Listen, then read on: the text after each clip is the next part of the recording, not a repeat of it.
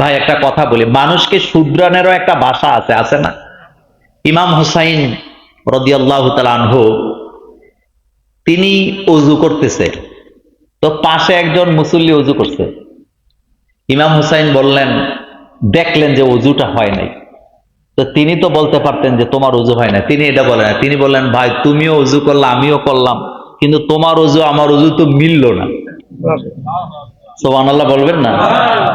মুহাম্মদ সাল্লাল্লাহু আলাইহি ওয়াসাল্লামের নাতি কত বড় আলেম ছিলেন। ইমাম হুসাইনের চেহারা হুবহু মুহাম্মদ সাল্লাল্লাহু আলাইহি ওয়াসাল্লামের মতো ছিল। তো তিনি বলতেছেন, তুমি ওযু করলা আমিও করলাম, কিন্তু দুইটা মিলে নাই। আমি ওযুটা করি, তুমি দেখো তো আমারটা হয় কিনা। আল্লাহু আকবার।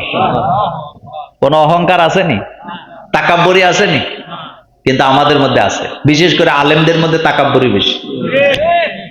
চুদানি তাকাব্বর চেরামি কোনি, চুদানি তাকাব্বর চেরামি কোনি, খাতামি কুনি ও খাতামি কুনি। তুমি যখন জানো তাকাব্বুরি খারাপ জিনিস, এরপরও কেন বারে বারে তাকাব্বুরি করো? রাসূল বুখারী মুসলিমের হাদিসে বলেছেন, সামান্যতম তাকাব্বর যাদের মধ্যে থাকবে তারা আল্লাহর জান্নাতে যেতে পারবে না।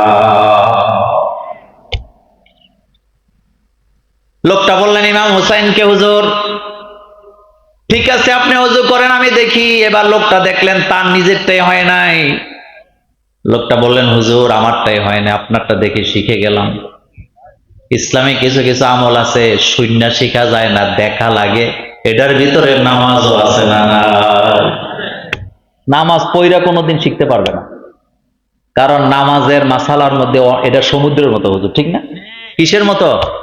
এই জন্য দেখতে হবে বড় বড় আলেমরা কিভাবে নামাজ পড়ে, কারণ তারা দেখছে তাদের উস্তাদকে, তারা দেখছে তাদের উস্তাদকে, এইভাবে দেখতে দেখতে চলে যাবে মুহাম্মাদুর সাল্লাল্লাহু আলাইহি ওয়াসাল্লাম। এই জন্য বাচ্চাদেরকে মসজিদে আসতে দিবেন, তারা দেখবে মুসলিম জাতি কিভাবে নামাজ পড়তে হবে। সল্লু কামা রাআইতুমুনি উসাল্লি, তোমরা আমার মতো নামাজ পড়ো, আমাকে যেভাবে দেখছো। সুবহানাল্লাহ। আমাকে, আমাদের দেশে যেভাবে তারাবি নামাজ পড়ে, রাসূল সাল্লাল্লাহু আলাইহি ওয়াসাল্লাম এখন দেখলে হাসতো যে এডি কি নামাজ, ঠিক শয়তানি করে, ঠিক না?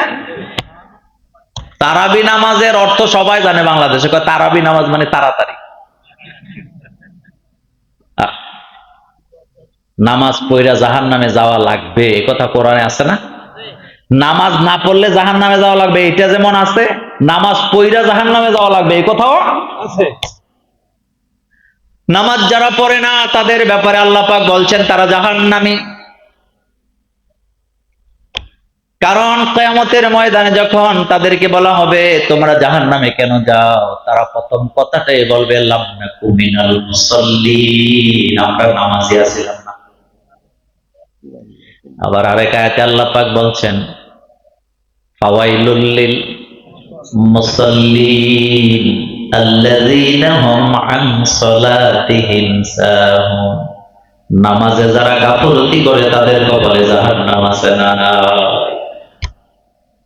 আবার নামাজ জান্নাতুল ফেরদাউসের অধিবাসী হিসাবে বানায় দিবেন। قد أفلح المؤمنون الذين هم في صلاتهم خاشعون, এই আয়াতে বলা হয়েছে যারা খুশু-খুজু ভাবে নামাজ আদায় করে আল্লাহ তাদেরকে জান্নাতুল ফেরদাউসের মেহমান বানাবে। الذين يرثون الفردوس, সুবহানাল্লাহ।